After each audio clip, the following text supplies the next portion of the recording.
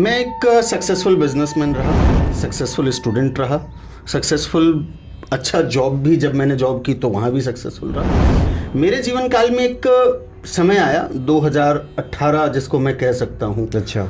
मैं अच्छी भली मेरी कंपनी थी, अच्छा खासा टर्नओवर था, अच्छा परिवार, सब कुछ अच्छा, जिंदगी में सब कुछ अच्छा चल रहा था। मगर कहते हैं ना कि भगवान भी कहीं ना कहीं आपकी परीक्षा लेते हैं, और वो परीक्षा मेरी जिंदगी में आया 2018 में।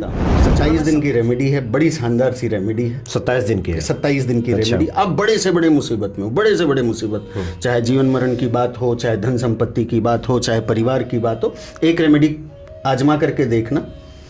सूर्यास्त के बाद 27 दिन का आपको उपवास रखना पड़ेगा। 27 दिन आपको सिर्फ फलाहार करना होगा। 27 दिन आपको ये शुरू करना है दिन शनिवार से। पापड़ के हनुमान जी जयपुर में है। पापड़ के हनुमान जी, हाँ। अब आप कहोगे कि पापड़ के हनुमान जी क्यों कहा जाता है, कैसे नाम पड़ा? हाँ, वहां पर पापड़ के हनुमान जी ये बड़े पुराने समय से चलता आ रहा है। वहां पर पहले पापड़ का भोग लगाया जाता था। अच्छा। तो वो पापड़ के हनुमान जी उनका नाम, मतलब उस वहाँ पापड़ का भोग उनको लगाया जाता था, लगाया जाता हनुमान जी था को। हनुमान जी का। वो अच्छा। काफी पुराना। अब मैं हर चीज, मैं बचपन में बड़ा डरपोक टाइप का बच्चा था, तो वो शुरू से ही हनुमान जी के तरफ, और कहीं मेरा दिमाग गया भी नहीं। आज भी सबसे पहले कुछ बात आ जाती है तो मुंह से एक ही शब्द निकलता है, जय श्री बालाजी महाराज। तो सबसे पहला, आज कलयुग में कहूँ तो सबसे इजी यदि कहूँ आज के जेनजी लैंग्वेज में या आजकल के बच्चों के लैंग्वेज में, कि सबसे इजी यदि किसी को पाना है तो वो हनुमान जी महाराज। एक मुट्ठी चावल लें, जिस दिन भी आपके वो शुरू होता है उस दिन आप एक मुट्ठी चावल लें, किसी भी सफ़ेद कपड़े में बांध करके अपने घर में रख दें। अच्छा। और जिस दिन आप शुद्ध हो जाते हो, 5 दिन के बाद, 7 दिन के बाद आप शुद्ध हो जाते हो, उस चावल को ले जा करके पक्षियों को डाल देना है, और उस रुमाल को वहीं पर, कपड़े को वहीं छोड़ देना है। और उसके बाद आप जब शुरू करते हैं, तो वो उसी तिथि से स्टार्ट होता है। समझ लीजिए आप गुरुजी महाराज बनाना है, जाइए पूर्णिमा के दिन हनुमान जी को एक चोला चढ़ाएं, चोला चढ़ाएं, सिंदूर चढ़ाएं, चमेली का तेल चढ़ाएं, 4 गुलाब के फूल चढ़ाएं और भोग चढ़ाएं, और कहें कि आज से आप ही मेरे गुरु है और आप ही मेरे को रास्ता बताएं। जो मैंने अपने जीवन काल में किया वो मैं सभी को कहता हूँ। जय सिया राम। जय सिया राम। सब सुख लहे तुम्हारी सरना, तुम रक्षक काहू को डरना। श्री हनुमान जी की प्रसन्नता से सब संभव हो जाता है भक्तों के जीवन में। जीवन की जो भी कठिनाइयाँ हैं वो सब दूर हो जाते हैं और जीवन आनंद से भर जाता है। आज इसके एक साक्षात उदाहरण भी हमारे सामने उपस्थित हैं। स्वागत है आपका। जय सिया राम। जय सिया राम। आप मानव अग्रवाल जी हैं, हनुमान जी के आप भक्त हैं। पिछले 14-15 सालों से जो हमें जानकारी मिली कि आप सुंदरकांड का पाठ करते आ रहे हैं, और दूसरी बात यह है कि आप ज्योतिष के भी जानकार हैं। ज्योतिष की लगभग जो विधाएं हैं सब में आप पारंगत हैं। बालाजी महाराज की कृपा है। बालाजी महाराज की कृपा है। तो सबसे पहले तो हम यही आपसे जानना चाहते हैं भक्तों के कल्याण के लिए कि इस कलयुग में श्री हनुमान जी की पूजा आराधना से क्या सब संभव हो जाता है? मैं अपने एक्सपीरियंस के साथ कहूँ जी, तो हनुमान जी की भक्ति से बढ़कर कुछ नहीं है। मैंने अपने जीवन काल में, मैंने अपनी बहुत सारी समस्याओं को देखा है, बहुत सारे उतार चढ़ाव को देखा है, और इनके भक्ति मार्ग पर ऐसी कोई भी समस्या नहीं है जो सॉल्व नहीं हो सकती। और मैंने हनुमान जी की कृपा से हर समस्या को डटकर लड़ा है, और उन्होंने ही शक्ति दी है। और पिछले 14 साल से मैं सुंदरकांड कर रहा हूँ। दुनिया के किसी भी कोने में हूँ, दुनिया के किसी भी जगह पर हूँ, ट्रेन, बस, एयरपोर्ट, मैंने हर जगह सुंदरकांड को मैंने नहीं छोड़ा। और ये बालाजी महाराज की कृपा है, हनुमान जी महाराज की कृपा है कि इन्होंने मुझे छोड़ने नहीं दिया, या मेरी क्षमता नहीं है कि मैं 14 साल से इसको रेगुलर लगातार कर सकें। हाँ, बहुत सारी उतार चढ़ाव आई है ज़िंदगी में। रोड पे बैठ के भी हनुमान चालीसा मैंने किया है, रोड पर बैठ के भी मैंने सुंदरकांड किया है, वैष्णो माता के मंदिर में बैठ करके मैंने किया है, फ्लाइट में मैंने किया है, ट्रेन में मैंने किया है। ऐसी कोई जगह नहीं छोड़ी। मगर मंगलवार और शनिवार ऐसा कोई दिवस नहीं गया। बालाजी महाराज आगे इस क्षमता को बनाए रखे और उनका आशीर्वाद रहे तो आगे मैं इसको। अच्छा महाराज जी, ये कैसे आपके भीतर ये प्रेरणा जगी? क्या कोई घटनाक्रम रहा कि हनुमान जी के प्रति आपकी भक्ति जगी? बड़ी मज़ेदार सी कहानी है सर। मैं अपनी ज़िंदगी में बड़ा स्मूथ चल रहा था, बड़े मज़ेदारी से ज़िंदगी चल रही थी। मैं अपने बारे में कहूँ तो मेरी एक 15 साल की गुड़िया है। अच्छा। गुड़िया ने कहा एक दिन, वो बड़ी भक्ति भाव में रहती है, वो छोटे से ही, सब घर में हमारे माहौल वैसा सही देख करके। तो एक दिन रात को वो बैठी थी, 1 साल की लगभग थी। मैं हनुमान चालीसा तो बचपन से ही करता है, ऐसा कोई दिन नहीं गया जब मैं सुबह उठ करके एक हनुमान चालीसा तो पढ़ता ही पढ़ता हूँ। तो सुंदरकांड की कहानी ऐसी रही कि मेरे एक रिश्तेदार जिन्होंने मुझे कहा कि आपने कभी सुंदरकांड किया है, मैंने ये कहा नहीं, मेरे से नहीं होगा, ये 2-3 घंटे बैठने का मेरे तो बस का बात नहीं है, मैं नहीं करने वाला। बोला आप करके देखो। मैंने कहा इतनी सारी चौपाइयाँ पढ़ते पढ़ते मेरे तो सुनते सुनते हालत खराब हो जाती है। अच्छा। ये बात बता रहा हूँ आपको, मैं 15 साल। यहाँ तो पढ़ने की बात है। तो यहाँ तो पढ़ने की बात है। उन्होंने बोला आप एक बार करके तो देखो मेरे कहने से। मैंने कहा चलो जी कर लेते हैं। और वो मुझे आज भी अच्छे से ध्यान है, मैं अपने बेडरूम में बैठ करके किया था। और ये बात है 14 साल, शनिवार रात की बात है, मैंने किया था। सर एक जिद थी मन में, बचपन से ही थोड़ा जिद्दी स्वभाव का रहा हूँ, जो अच्छा। करना है वो करना है। मेरे को उस दिन पहली बार सुंदरकांड करने में लगभग 3 घंटे लग गए थे। और मैं जमाई उबासी जिसको हम कहते हैं वो ले लेके हर चौपाई के बाद अब मुंह खुलना। तो हनुमान जी महाराज से मेरी ये कह लो कि अपने आप को साबित करने वाली बात नहीं थी, बट उनके समक्ष ये था कि मैं भी आपका एक तुच्छ सा भक्त हूँ। और वहाँ से वो चालू हुआ। और वो बेटी मेरे को मैं उसके बाद शायद नहीं करता उस शनिवार के बाद। और वो 1 साल की थी, और वो 1 साल में ही इतनी चंचल थी, वो मेरे बगल में बैठ करके वो सुंदरकांड की किताब खोल करके उसको आता नहीं, मतलब तो वहाँ से वो समझ लीजिए कि उसके साथ करते करते और आज चला आ रहा है। ये लगातार सिलसिला चलता आ रहा है सर। यानी लगन लगी रही और वो उनकी कृपा है। उन्होंने एक आदेश दे रखा है कि ये तुमको करना है और वो मैं कर रहा हूँ। अच्छा मानव जी, अभी कुछ देर पहले आपसे बातें हो रही थी। हमने देखा है कि हनुमान जी के भक्तों के साथ अगर जीवन में कितनी भी कठिन परिस्थिति आ गई हो, बहुत ही विकट परिस्थिति, तब भी अपने भक्तों को बाढ़ लेते हैं। कुछ इस तरह का आपके साथ भी घटनाक्रम रहा? अगर आप चाहते हो बताना तो भक्तों के साथ साझा कर सकते हैं। तो इस बारे में भी बात कर लेते हैं। मैं एक सक्सेसफुल बिजनेसमैन रहा, सक्सेसफुल स्टूडेंट रहा, सक्सेसफुल अच्छा जॉब भी, जब मैंने जॉब की तो वहाँ भी सक्सेसफुल रहा। मेरे जीवन काल में एक समय आया 2018 जिसको मैं कह सकता हूँ। अच्छा।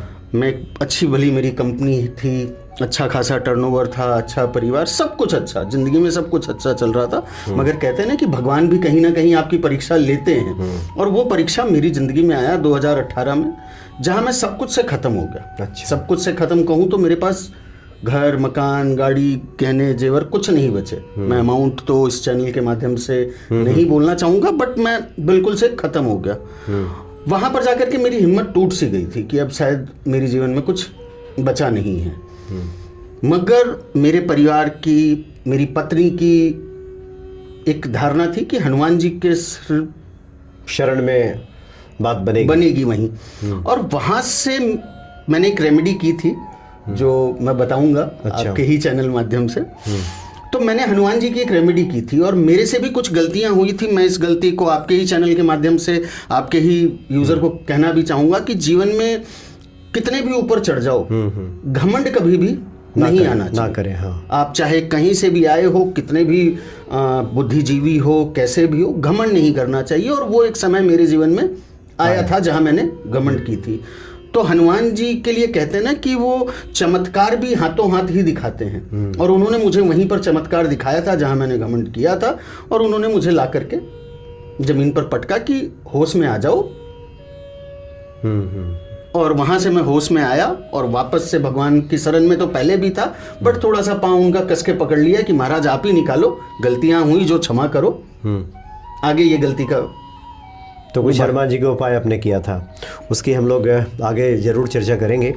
क्योंकि आपने ये बताया था कि एक तो आपका व्यवसाय का नुकसान तो था, बहुत बड़ा नुकसान, कर्ज भी चढ़ गया था बहुत ज़्यादा। तो कर्ज मुक्ति भी एक तरह से हुई इससे, और आज भी बहुत सारे लोग इस समस्या से जूझ रहे हैं। आपके अनुभव से उनको लाभ मिलेगा। तो ये भक्ति आगे बढ़ती रही, बिल्कुल बढ़ती। और एक और हम चाहते हैं कि इसकी चर्चा हो जाए, क्योंकि आप एक सफल बिजनेसमैन रहे और जब जीवन में इस तरह की कठिनाई आई, बहुत ही विकट परिस्थिति, एक तरह से हम कह सकते हैं मरता क्या न करता वाली स्थिति, तब उसके बाद आपका रुझान इस तरफ हुआ कि आखिर ये जीवन क्या है। बिल्कुल।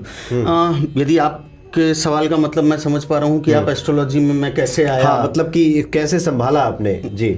मैं यदि कहूँ तो मैं अपने व्यवसाय में बहुत सारा नुकसान करने के बाद बहुत जगह भटका। अच्छा। बहुत जगह। मैं किसी व्यक्ति विशेष या किसी के बारे में बात नहीं करता, वो मरता क्या ना करता वाली बात में मैंने हर तरह, इसने कहा ये कर लो, इसने कहा ये कर लो, उसने कहा वो कर लो, और मैं करता गया, लेकिन मुझे कहीं कोई रास्ता नहीं मिला और चीज़ें सुधरती नहीं दिखी। अच्छा। फिर कहीं ना कहीं खुद में रियलाइजेशन हुआ, या एक कहें हनुमान जी महाराज की कृपा हुई, उन्होंने कहा कि गलतियां तूने जहां की है उसको सुधार। और कहूँ तो इस इंडस्ट्री में आने का सबसे बड़ा रीजन रहा कि मैं अपनी गलतियों को ढूंढ रहा था कि मुझसे गलतियां कहां पर, मतलब उसके रास्ते से आपने खुद को समझना शुरू किया कि मैंने गलतियां कहां की, और मैंने समझना शुरू किया। तो आज कहूँ तो ज्योतिष शास्त्र में आने का एक सबसे बड़ा कारण था कि मुझे मेरी गलतियों को ढूंढना था, क्योंकि मेरे नज़र में जो पर्दा पड़ा था उस समय मेरी गलतियों को ढूंढ नहीं पा रहा था। मैं ज्योतिष शास्त्र में आया, मैं कभी इस प्रोफेशन में आना नहीं चाहता था, क्योंकि एक बिजनेस फैमिली से हूँ, व्यापारी वर्ग से हूँ, तो समझ में नहीं आती थी ये चीज़ें। और इससे पहले यदि कहूँ तो मैं बहुत ज़्यादा एस्ट्रोलॉजी को नहीं मानता था, मैं भगवान में मानता था, बट एस्ट्रोलॉजी को मैं थोड़ा सा कम ही मानता था।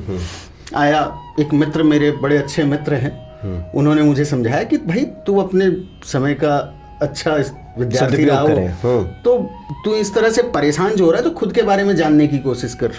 तो वो करने के चक्कर में कुछ किताबें पढ़ी, कुछ कोर्सेज ज्वाइन किए, तब जाकर के धीरे धीरे समझ में आने लगा कि ये जिस परिस्थिति में मैं हूँ इसका कारण तो खुद मैं ही हूँ। मैं क्यों भगवान को बोल रहा हूँ कि भगवान ने मेरे साथ ऐसा किया। भगवान कभी किसी के साथ गलत और सही नहीं करते हैं। भगवान आपके किए हुए कर्मों का के हिसाब से देते हैं। यदि मैं नुकसान खाया या मैं परिस्थितियों में मेरी बदलाव आया तो उसका कहीं ना कहीं स्वयं कारण मैं भी हूँ। ये आपने ढूंढा, ये मैंने पाया, आपने बिल्कुल पाया कि जो लोग ग्रहों की बात करते हैं, जो प्रारब्ध की बात करते हैं, इसका सच क्या है, आपके साथ जो बीत रहा है उसके पीछे क्या कारण हो सकता है, इसमें आप उतरे। देखिए, ये प्रारब्ध वाली जो बात कहते हैं, मैं किसी को व्यक्ति विशेष फिर नाम लेकर के नहीं कहूँगा, बट बहुत सारे अलग अलग लोगों के सोचने का तरीका है। हमारे जीवन में ना दो चक्र चलते हैं। अच्छा। पहला है प्रारब्ध, दूसरा है फ्री विल। फ्री विल मतलब लाइक कर्मा। हमारी जिंदगी में प्रारब्ध 60% है, 40% हमारे कर्मा है। हम क्या करते हैं, हमारी जीवन में क्या चलता है, हम कैसे कर रहे हैं, उस पे सारी जीवन चक्र। आज कहते हैं रेमेडी से क्या होता है, रेमेडी से कुछ नहीं होता, रेमेडी से आप अपने कर्मा को समझ पाते हो। आज कहते हैं लोग कि गंगा में डुबकी लगा लो, आपके पाप धुल जाएंगे।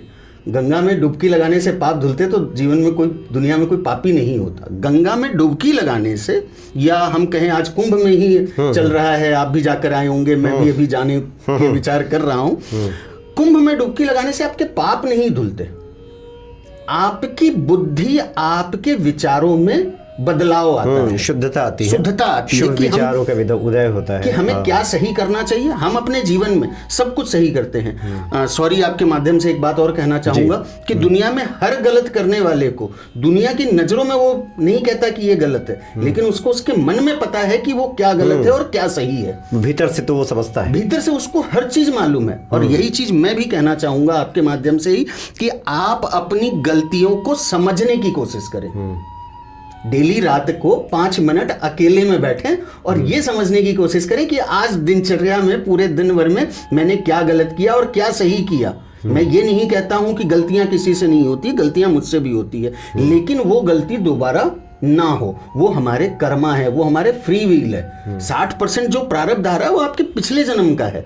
हम उन चीजों को बदल नहीं सकते या उनमें बदलाव नहीं आ सकता, ऐसा नहीं है। मैंने ऐसी ऐसी कुंडलियां देखी है जिनके राजयोग बनते हैं और आज वो 15-15 हजार रुपए की नौकरियों के लिए परेशान हो रहे हैं। और ऐसे ऐसे देखे हैं कि उनकी कुंडली देख करके सिर पकड़ लो और आज वो करोड़ों अरबों के मालिक हैं। तो वो हमारा फ्री व्हील है, हमारी कर्मा है, हमारी भक्ति है। रेमेडी के लिए मैं आपको बड़ी सिंपल सी बात कहूं तो रेमेडी में एक बड़ा आपको सिंपल सा कहता हूं कि लोग कहते हैं रोज मंदिर जाने से क्या चीजें ठीक हो जाती है। रोज मंदिर जाने से चीजें ठीक नहीं होती। रोज मंदिर आप जब जाते हैं तो जो एक मंदिर का ऑरा है, आप उस मंदिर में जाके 10 मिनट, 5 मिनट, 15 मिनट बैठते हो, तो जिस तरह से 5 मिनट के सुबह नहाने से आप दिन भर साफ नहीं रहते हो, मगर जो पिछले दिन का शरीर में जो पसीने और दिन भर की धूल मिट्टियां लग रही है वो उतर जाता है, तो वही हमारी जिंदगी में मंदिर भी हमारा वो काम कम से कम उतना तो साफ कर ही लेते हैं, उतना तो हम साफ कर ही लेते हैं। हाँ, बिल्कुल। तो रेमेडी का सीधा सा कारण क्या होता है, हम एक भक्ति मार्ग पर चल पाते हैं, हम आस्था को समझ पाते हैं, और यही कोशिश होती है। फ्री विल और प्रारब्ध का फर्क यही है। प्रारब्ध आप अपने पिछले जन्म को कर्मों को लेकर के आ रहे हैं, अच्छे जन्म से आपके पुराने बुरे कर्म कट गए, जो पुराने बुरे कर्म बचे हुए हैं उनको लेकर के हम पैदा होते हैं। अच्छा माधव जी, आपके इस जीवन की चर्चा से हम चाहते हैं कि लोगों का भी भला हो, इसलिए हम बार बार आपको कुरेद रहे हैं कि आपने कहा कि उसके बाद फिर इसको आपने जानना समझना शुरू किया, खुद को पाया आपने कि कहाँ आपने गलतियाँ की, उसके बाद आपने ये चुना कि इस माध्यम से ही लोगों का भला किया जाए। तो क्या भला हो जाता है? जैसे जैसे इस माध्यम से किसी व्यक्ति के बारे में पूरी जानकारी मिल जाती है, उसको फिर बताया जाता है कि आप ऐसा करें, तो फलित हो जाता है। बिल्कुल होता है। फलित तो होने वाली बात पर क्या होता है, मैं अपने बहुत सारे एक्सपीरियंस के साथ, बहुत सारे लोगों के साथ, लोग सबसे पहले तो एस्ट्रोलॉजी को ये समझते हैं कि ये सामने बैठा हुआ इंसान जादूगर है, कि तुरंत फुरत कुछ काम होगा। तो जादू ये नहीं है। सबसे पहले तो आपको ये समझना होगा, ये हमारे कर्मों का फल है, और इन चीजों को हम अपने रेमेडी से, अपने कर्मों से ठीक कर सकते हैं। मैंने भी अपने जीवन में जो कहा कि कुछ रेमेडी करके और कुछ अपनी आदतों को बदलकर उन चीजों को ठीक किया, और वही चीज करने की कोशिश करनी चाहिए हर इंसान को। ये मेरी सबसे गुजारिश होती है। आज जो भी मेरे पास आते हैं, जो क्लाइंट हैं, उनको भी मैं यही कहता हूं कि प्लीज़ आप इन चीज़ों को समझने की कोशिश करो कि आपकी ज़िंदगी में क्या आप बदलाव कर सकते हो, छोटी छोटी रेमेडियाँ, छोटे छोटे कर्म करके।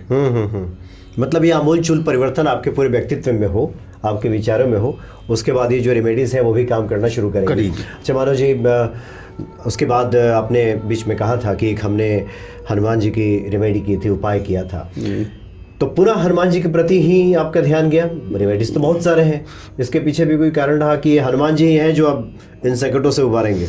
देखिए, हनुमान जी वाली बात या मैं किसी देवी देवता वाले स्पेशली बात नहीं है। हम कहते हैं हमारे कुल देवता और हमारे इष्ट देवता। हमारे कुल देवता की बात करें तो श्याम बाबा हैं, जय श्री श्याम, हम जिनको श्याम बाबा हैं, खाटू श्याम, रिंगस श्याम जी। खाटू श्याम जी और रिंगस श्याम जी में भी एक फर्क है। कभी मौका मिलेगा अगली बार, या आज भी तो बहुत आपको संक्षेप में समझाऊंगा। बट हनुमान जी, मैं बचपन से बात करूं तो मेरा जो रुझान रहा, या मैं हर चीज में, मैं बचपन में बड़ा डरपोक टाइप का बच्चा था, तो वो शुरू से ही हनुमान जी के तरफ, और कहीं मेरा दिमाग गया भी नहीं। आज भी सबसे पहले कुछ बात आ जाती है तो मुंह से एक ही शब्द निकलता है, जय श्री बालाजी महाराज। तो सबसे पहला, आज कलयुग में कहूँ तो सबसे इजी यदि कहूँ आज के जेनजी लैंग्वेज में या आजकल के बच्चों के लैंग्वेज में, कि सबसे इजी यदि किसी को पाना है तो वो हनुमान जी महाराज हैं। अच्छा।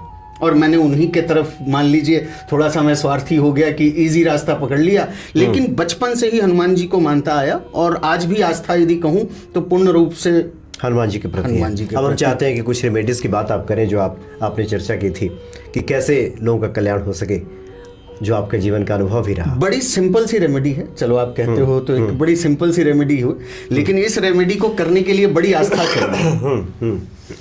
हमारे जीवन में सबसे पहला स्थान किसको दिया गया है? हमारे गुरु को। हम हनुमान जी की पूजा तो करते हैं, लेकिन हम गुरु का ध्यान करना भूल जाते हैं। कहते हैं ना कि कोई भी मार्ग हमें मिलता है तो हमारे गुरु के ही चिन्हों पर, उन मार्फत, उन्हीं के द्वारा। तो आज चलिए एक रेमेडी देता हूँ। 27 दिन की रेमेडी है, बड़ी शानदार सी रेमेडी है। 27 दिन की है? 27 दिन की रेमेडी। आप बड़े से बड़े मुसीबत में हो, बड़े से बड़े मुसीबत, चाहे जीवन मरण की बात हो, चाहे धन संपत्ति की बात हो, चाहे परिवार की बात हो, एक रेमेडी आजमा करके देखना। सूर्यास्त के बाद 27 दिन का आपको उपवास रखना पड़ेगा। 27 दिन आपको सिर्फ फलाहार करना होगा। 27 दिन आपको ये शुरू करना है दिन शनिवार से। संध्या काल में 2 आसन बिछाएं, दोनों आसन लाल होने चाहिए। एक आसन होना चाहिए आपके गुरुजी महाराज के लिए, और एक आसन पे आप बैठेंगे। 54 हनुमान चालीसा करना है। हर हनुमान चालीसा के बाद आपको एक ही, जो संपुट हम कहते हैं सबसे ताकतवर संपुट, वैसे तो सारे ही संपुट ताकतवर हैं, दीन दयाल वरदहु संभारी, हरहु नाथ मम संकट भारी। हर सुंदरकांड के बाद आपको ये एक कहना है, संपुट लगाना है। 54 हनुमान चालीसा आपको करना है सूर्यास्त के बाद। 4 लड्डू और 4 गुलाब के फूल सामने रखें, 1 घंटी जल का रखें, और ये आपके जब सुंदरकांड पूरा हो जाए तो जो आपने 4 गुलाब के फूल रखे हैं और 2 लड्डू और 2 गुलाब के फूल अपने गुरुजी महाराज, जो भी आपके गुरुजी महाराज हैं, उनको अर्पित कर दें।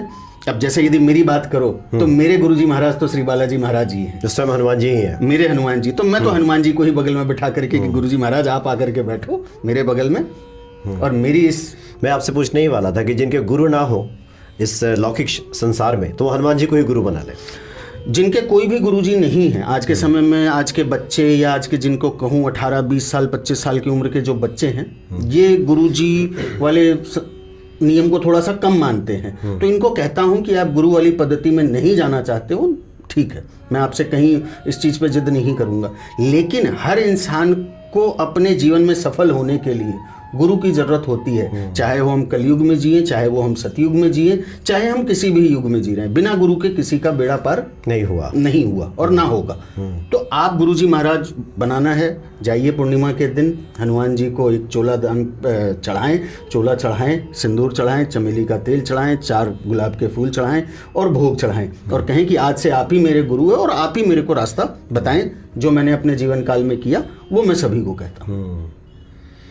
तो इस तरह से पूजा करके आपने कहा कि गुरु रूपी हनुमान जी को अर्पित कर दो, जो गुलाब का फूल है। जी, पहले 2 लड्डू, 2 गुलाब के फूल हनुमान जी को अर्पित किया, वो ये बोल करके कि आप मेरे गुरु जी, मेरे गुरु है, मैं आप ही की आज्ञा से ये शुरू कर रहा हूँ। और फिर जो प्रसाद 2 लड्डू 2 गुलाब के फूल बचे, वो भी हनुमान जी को भोग लगा करके कि अब आप मेरे भगवान हो, आप मेरे इष्ट हो, उनको दे करके उस प्रसाद का भोग आप लें, और 27 दिन फलहार के रूप में इस नियम को करके देखें। मैं आपके चैनल पे दोबारा आऊंगा और जिन जिन ने ये रेमेडी की उनसे मैं पूछना चाहूंगा, उनकी मैं प्रतिक्रिया भी चाहूंगा कि उनके जीवन में क्या बदलाव हुआ।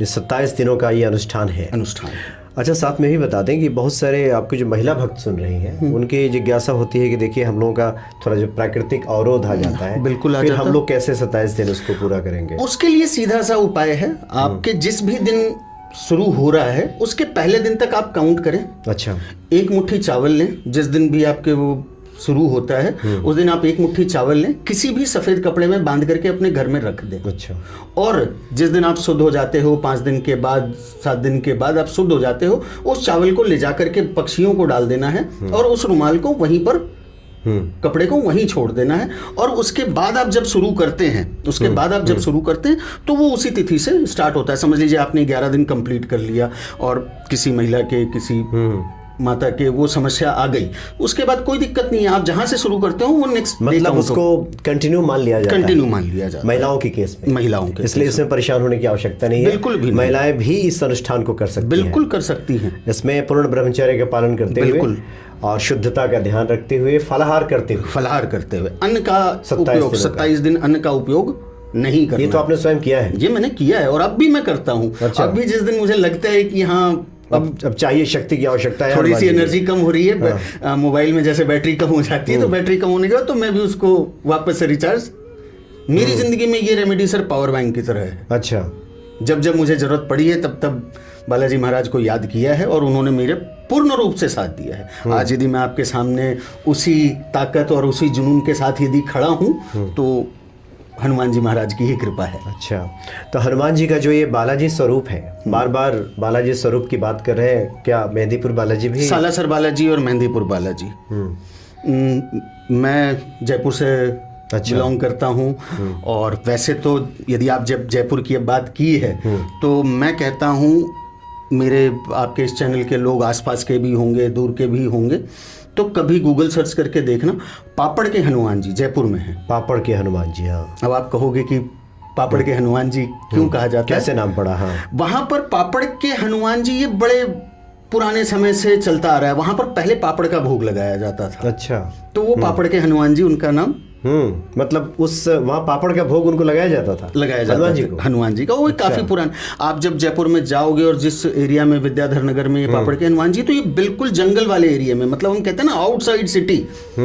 और मैं अपनी इच्छा से कहूँ, बालाजी महाराज तो कहने की आदत है कि हम मारवाड़ी लोग हैं तो हम हनुमान जी को बालाजी के ही नाम से जानते हैं, और सालासर बालाजी और हनुमान जी एक ही हैं, कोई अलग अलग। हाँ, वो तो बाल रूप है उनका, तो वो बालाजी उनको कहा जाता है। तो इस रेमेडी के ही मतलब इसी बात के माध्यम से एक बात और कहना चाहूँगा कि जीवन में बड़ी से बड़ी समस्या आ जाए, बड़ी से बड़ी समस्या, आपके जीवन काल में मैं समस्याओं को तो अलग अलग एलेबोरेट नहीं कर पाऊँगा, लेकिन कभी पापड़ के हनुमान जी जा कर के आना, जयपुर जाओ तो वहाँ पर उस मंदिर का एक बड़ा मज़ेदार वाक़या मैं बताता हूँ जी।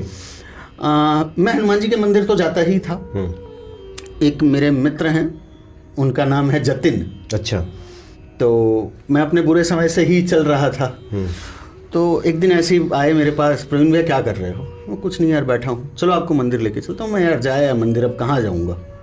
बोला अब चलो तो सही मेरे साथ। उसने अपनी ही टू व्हीलर पर मुझे बिठाया, बोले चलो चल के आते हैं। उन्होंने पहली बार मुझे पापड़ के हनुमान जी के मंदिर, मैं नाम सुना हुआ था, जानता था, मगर मैं कभी गया नहीं। मैं पापड़ के हनुमान जी के मंदिर गया और उनके ठीक आमने सामने उस मंदिर प्रांगण में सभी देवी देवताओं का मंदिर है। भैरव जी भी हैं, माता जी भी हैं, भगवान श्री राम भी हैं, भगवान शिवलिंग भी वहाँ पर विराजमान है। मैं उस मंदिर में गया तो उन्होंने मुझे एक नियम बताया, इस तरह से हनुमान जी हैं और इस तरह से रामचंद्र जी हैं। अच्छा। तो बोले मंदिर में घुसो तो पहले राम जी को प्रणाम करो, फिर बालाजी को प्रणाम करना। मैं उस समय इस इंडस्ट्री में नहीं था, तो अपन तो ठूठ भगत, मन जहाँ ध्यान गया वही प्रणाम कर लिया। तो कहते हैं ना कि बालाजी को पाना है तो पहले राम जी को मनाना पड़ेगा। कहते हैं कि जिन्होंने राम जी का नाम ले लिया, हनुमान जी उनके घर स्वयं आ जाते हैं, उनको कुछ करने की जरूरत नहीं है। तो मैंने वहाँ पर सीखा, तो पहले जाता था तो भगवान श्री राम के चरणों में प्रणाम करता और फिर बालाजी महाराज के प्रणाम करता। और एक चलो मिथ आज और मैं क्लियर करना चाहूँगा आपके ही माध्यम से, बहुत सारे लोगों को मैंने देखा, उस मंदिर में भी जाता था, कि भगवान हनुमान जी के सामने वो साष्टांग दंडवत प्रणाम करते हैं, बिल्कुल सामने। जो मैंने वहाँ पर भी गुरुजी महाराज से, जो उस मंदिर के महाराज जी हैं, उनसे भी पता चला मुझे कि हनुमान जी के सामने कभी भी सीधा दंडवत प्रणाम नहीं करना चाहिए। पूरा लेट के साष्टांग बिल्कुल सामने, जैसे ये हनुमान जी हैं, मतलब नीचे साष्टांग ऐसे नहीं करना चाहिए। उसके कहते हैं कि हनुमान जी जब भी बैठे होते हैं या हनुमान जी जब भी होते हैं, उनके सामने राम जी की छवि होती है। वो हमेशा अपने सामने श्री रामचंद्र जी की छवि रख करके कहते हैं, बैठते हैं। अब यदि हम साष्टांग प्रणाम कर रहे हैं तो हमारी पगथली भगवान श्री रामचंद्र को दिखेगी। अच्छा, मतलब ये भाव रहता है, ये भाव रहता है। तो वो हमेशा ये कहते हैं, और आपके माध्यम से कहना चाहूँगा कि लोगों को जो भी मेरे से मिलते हैं या जो भी है, तो मैं उनको हमेशा कहता हूँ कि आप जब भी बालाजी महाराज के, हनुमान जी के मंदिर जाओ, चाहे सामने राम जी की मूर्ति हो या ना हो, हमेशा थोड़ा सा टिल्ट होकर के, थोड़ा सा टेढ़ा होकर के, तिरछे होकर के बालाजी महाराज, हनुमान जी महाराज को प्रणाम करें। तो उस मंदिर में जब गया तब मुझे ये समझ में आया कि भैया हनुमान जी को पाना है तो पहले तो श्री रामचंद्र जी के। तो ये तो बड़ी सुंदर बात आपने बताई कि हनुमान जी के सामने सीधे दंडवत साष्टांग, जो सीधा एकदम हम लेट जाते हैं, थोड़ा तिरछे हो जाइए। भाव ये है कि सामने राम जी हैं, तो राम जी के सामने आपके चरण ना दिखे। बड़ा खूबसूरत भाव है संतों का, और तो इसका पालन करते हैं। मैं तो करता हूँ और कोशिश करता हूँ कि सभी से मैं वो पालन करवाऊँ। नहीं, बहुत सुंदर भाव है, इसका तो ध्यान रखना चाहिए। बिल्कुल। आपने जब बताया तो मेरे भी ध्यान में बात आई कि हाँ, ये तो हो सकता है, जब हनुमान जी के सामने तो राम जी होते ही, क्योंकि हनुमान जी जब भी बैठे होते हैं वो हमेशा राम राम ही जपते हैं और उनके मन में हमेशा छवि वो भगवान श्री राम को सामने देखते हैं। अब जब उनके सामने भगवान श्री राम है तो वो कैसे चाहेंगे कि वह आपकी पगथली देखें वो। बिल्कुल बिल्कुल बिल्कुल। तो इसलिए इससे तो आप बचें, तो बड़े अद्भुत आपके अनुभव हैं, कई संस्मरण हैं, और आगे भी मौका मिला तो इस विषय को हम लोग आगे बढ़ाएंगे, बातचीत करेंगे। बिल्कुल। और आज तो आपने जो भक्ति की बातें बताई हैं, जो रेमेडीज बताया है, बड़ा कारगर है। जो भी भक्ति भाव से, भक्तिपूर्वक इसको करेंगे और आपके जीवन से प्रेरणा लेंगे तो जीवन तो मंगलमय बनेगा ही बनेगा। क्योंकि ये भक्त का जब निज अनुभव हो जाए और वो निज अनुभव जब दूसरों को बताया जाए तो उसका तो प्रतिफल हमें प्राप्त होता ही होता है। और इसी बात पे एक बात और कहना चाहूँगा कि बहुत सारे लोगों से मैं सुनता हूँ कि हनुमान चालीसा या कोई भी चीज़ का फल क्या है।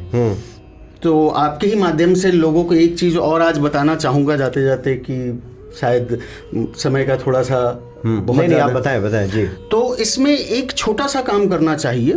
लोग कहते हैं कि हनुमान चालीसा हमें कब करना चाहिए, किस समय करना चाहिए, किस समय नहीं करना चाहिए। तो जहाँ तक मेरा मानना है कि हनुमान चालीसा करने का कोई समय निर्धारित कभी भी करें, कभी भी करें। बहुत सारे लोग मेरे पास आजकल आते हैं, सर हम तो नाइट ड्यूटी में रहते हैं, आते ही सो जाते हैं, तब क्या दोपहर में हमें करना चाहिए, शाम को हमें करना चाहिए, इस समय करना चाहिए? आप कभी भी करें। और हनुमान चालीसा का यदि आपको लगता है कि मुझे 10 गुना फल लेना है या हनुमान चालीसा का एक भाव अपने अंदर लाना है, तो एक छोटी सी रेमेडी और दूंगा कि हनुमान चालीसा हमेशा कोशिश करें कि किसी भी मंदिर में बैठ करके करें, हनुमान जी के प्रत्यक्ष सामने बैठ करके करें, फिर आप हनुमान चालीसा का फल देखो, फिर बड़ी मजेदारी है। मंदिर में बैठ करके हनुमान जी के सामने हनुमान जी आप प्रत्यक्ष उनको सामने साक्षी रख करके आप पाठ करें तो उसका विशेष फल और प्राप्त होगा। तो बड़ा आनंद आया मानव जी आपसे बातचीत करके, और हनुमान जी की प्रेरणा रही तो आगे भी हम आपसे बातचीत करेंगे। बहुत बहुत धन्यवाद आपका। जय श्री राम। जय सिया राम।